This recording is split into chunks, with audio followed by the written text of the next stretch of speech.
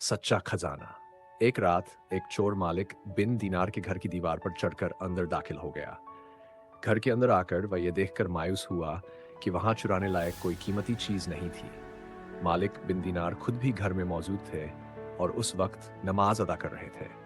जब उन्हें एहसास हुआ कि कोई और भी घर में मौजूद है, तो उन्होंने इत्मीनान से अपनी नमाज मुकम्मल की और चोर की तरफ मुतवज्जा हुए।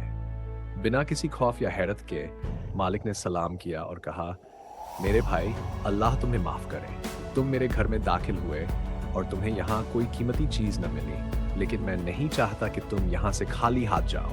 मैं चाहता हूँ कि तुम कुछ फायदा लेकर जाओ। ये कहकर मालिक उठे, दूसरे कोने में गए और एक जग पानी से भर कर लाए।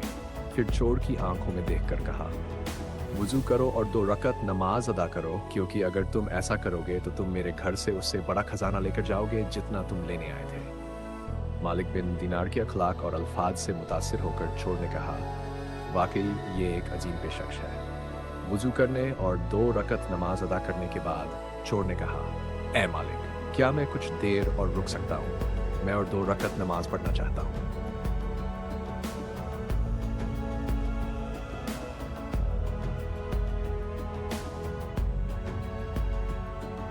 मालिक ने जवाब दिया, जितनी देर चाहो ठहरो और जितना अल्लाह ने तुम्हारे नसीब में किया है नमाज पढ़ो। चोर पूरी रात मालिक के घर में रहा और फजर तक नमाज पढ़ता रहा। सुबह हुई तो मालिक ने कहा, अब तुम जा सकते हो और नेक राह इख्तियार करो। लेकिन चोर ने कहा, क्या मैं आज दिन भर यहाँ ठहर सकता हूँ?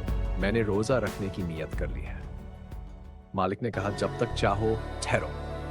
वह चोर कई दिनों तक मालिक बिन दीनार के साथ रहा, रातों को इबादत करता और दिन में रोजा रखता रहा। जब वह जाने लगा तो कहने लगा, ए मालिक, मैंने अपनी जिंदगी के गुनाहों से सच्ची तौबा करने का इरादा कर लिया है और अब मैं एक नेक और सालेह जिंदगी गुजारूंगा।